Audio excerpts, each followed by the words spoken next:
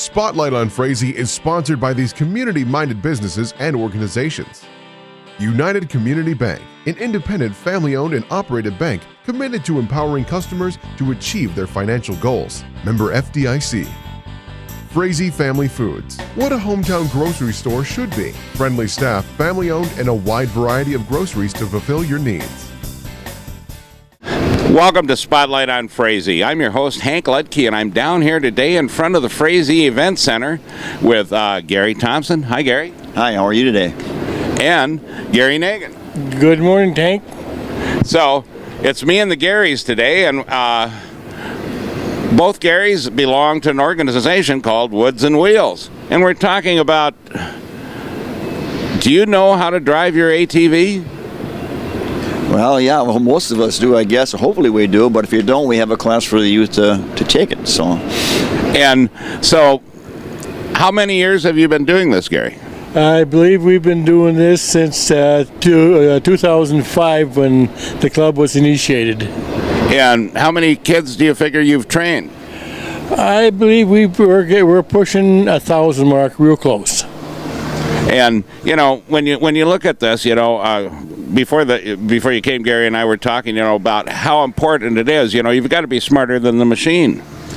Yes, but we always tell kids that when you're in a car, you got surrounding all around you, but on an ATV, you're exposed to everything. So the kids have to have helmets on. When they go through the class, in order to operate an ATV in Minnesota, any child from 11 to 15 years of age has to have the youth safety certificate. And if they're born after July 1st, 1987, then no matter what age they are, they get an ATV, they have to have an online training course.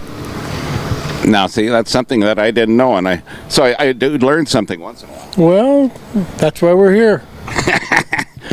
and so, when are you guys going to be conducting these classes? Well, we run classes in the spring and in the fall. It's always the third Saturday in May and the third Saturday in September. With registration, it'll be coming up the first Tuesday evening for the spring classes in May from 6 to 7 at Detroit Lakes VFW. We have 16 instructors now. We're going to get some more in, and we've, like I said, we've been teaching 18 years, and we average about 25 students per class. So we've done about 730, and hopefully we'll get that up close to 1,000 by the spring now. So, well, that's quite amazing, you know, and with more trails that are coming about, you know, and seems to be a lot more people involved, you know, not only with the smaller units, but now you see the side-by-sides and the quad cabs too. Right. The quads and the side-by-sides are getting to be real popular, and they're definitely getting to be more popular all the time. And on that note, I'd like to add that for the youth, even if they don't go through the class and they're riding somebody on a side-to-side, they must have a helmet on until they're 18 years old, and they cannot operate a side-by-side until they are 15. So they can't even operate. Even with youth safety training, they cannot operate a side-by-side until they're 15. And we see a lot of problems out there with most of our accidents on side-by-sides are with kids that are too small to be on them, and they can't handle them, and they still roll also on them. So now the class itself. Now, how do they get a hold of you if they want to get involved? Well, here again, registration is the first Tuesday of the month there from 6 to 7 p.m. at the VFW. And otherwise, if they can't make that, they can go online to the DNR site, and it'll give a number to call there, how to sign up for the Detroit Lakes class. So otherwise, they can call me at 847-4868. We do all the registration. We can do it on the phone if I have their... They got to be by a computer when we do it, because I got to give them some information. So we can do it on the phone, but prefer that they come that evening so they get all the stuff they need for the class. Now, what is the cost of this? Well, this year we're waiving the cost. We had money donated by one organization for sure, maybe another one that is going to pay for the. I think it's the Sportsman's Club down here that's paying for the class, for waiving the class fee, and then they got to go online and do a online course. and there's a fee for that. Are we waiving that too, Gary, then? Okay, we're not waiving that. We're just waiving our fee. And then after they get done with that, then they go online with the state, and they have to pay for their license, and they can do it the same day they take the class when they pass, so they can ride the next day. Well, that's great, and this is something that is well needed. And being a member of the Frazee Sportsman's Club, we understood completely the need for this. We want people to be safe out here, no matter what type of recreation, sporting activity they're doing in Minnesota, and that's why we do that. We do firearms training and other things. But we're going to take a break right now, and we'll be right back with Gary and Woods and Wheels. Spotlight on Frazee is sponsored by these community-minded businesses and organizations. The City of Frazee and Frazee Events Center, featuring a 5,000 square foot room, a built-in stage, and a full-service bar, perfect for a multitude of events. Call or click to book your event. Welcome back to Spotlight on Frazee. I'm your host, Hank Ludke, and I'm here with Gary Nagin and Gary Thompson of Woods and Wheels. And Gary, so, how is this program affecting the young riders? Well, like I said, it's been going on since about 2002, the whole program, and we got involved with it in 2005. And since the state has come on with this type of training, and along with ADVAM, our state organization, the accident rate for youth has dropped, and most accidents are with kids from 11 to 15 riding in places where they're not supposed to be riding, in ditches and stuff at that age, unless they're accompanied by an adult. And by doing this, they're getting the adults educated as well as the children about how to properly ride and what's involved in riding trails and everything else. So our accident rate has dropped tremendously because of that. So by having these kids trained at that age, we're cutting that. That's the highest age group for accidents, and we've cut that down a lot.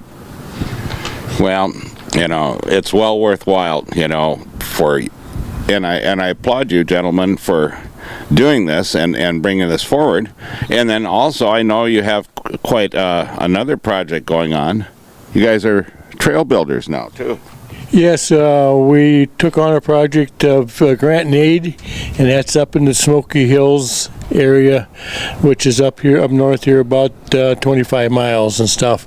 We're building some trails up there, so it gives the people in the area a place to ride, and they can. We will monitor these trails so that in case we have a windstorm go through where there's a lot of trees down and stuff like that, trails washed out, we monitor them and report it to the DNR so they can get this taken care of and fixed. Well, and that's another thing that's going on, I know, with the Department of Natural Resources, the DNR right now, is that they don't have the staff to do all this with all the different trail building and maintaining this stuff, so it takes organizations. Right. Our Trail Ambassador program, which you have to be an instructor if you can be a Trail Ambassador. And in our area, we monitor a lot of trails, plus we go out of the area and monitor trails, and we're there to make sure people are riding safe and following the laws. And if there's any issues, we have to report that back to the DNR at Camp Ripley, so they keep in tune with what's going on out here. And there's thousands and thousands of hours volunteered by the Trail Ambassadors throughout the state every year. I can't remember, it's a large number, and by having us out there, it sure saves on the wear and tear of the law enforcement and the game wardens out there, conservation officers, and the job they have to do. Yeah, and that's extremely important, because if you want to ride, and be on this trail, you need to know your machine.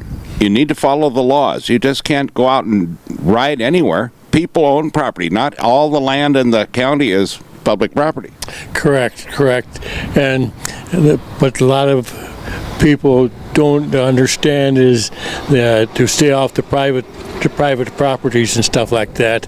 That we had, as trail ambassadors, we have no right to. All we can do is explain to the people that they are not. Where they can ride and how to ride and what equipment they need. How many miles of trails are in the county? Do you know right now? Well, Grant and Aid, so we got some up and by 2 inlets. I think we got about 30 miles up there, and we'll have about 20 miles, Gary, with what we got going over there. We have also some other trails that the county has allowed us to use by ice cracking, and there we maintain those as a club on our own, and we pay for everything for those to keep those maintained. So I would say we have a total of about 60. Probably 70 miles in the county that we do have now for riding. So, and we like to have at least, if people are going to go ride, you want at least 15 miles because they unload and override 10 miles. It doesn't entice them to want to come and ride. So you got to have a few trails from the ride in a given area. Well, and the other thing, some of the areas you get in are very remote, so what happens if you break down or something? Well, we hope that never happens, but it does. Anytime you're riding equipment, there's always that possibility, and so you do the best you can. And the other thing, of course, I know that when you're out riding, a lot of times you want to have lunch and stuff, and that's also, when we look at the trails in the county from the Recreational Advisory Committee Board, we try to make sure that there's some place you guys can go to and get a bite to eat. We're going to have to wrap it up here, though, Gary, and I appreciate you being on the program. Well, thank you. And also, Gary, by golly. Thanks for putting this information out to the public for us, and hope all is well. You bet. So with that, remember, pet the dog, hug the kids, and kiss the wife, and wave at the neighbors. The next person you wave at could be your next best friend. And we'll catch you next week on Spotlight on Frazee.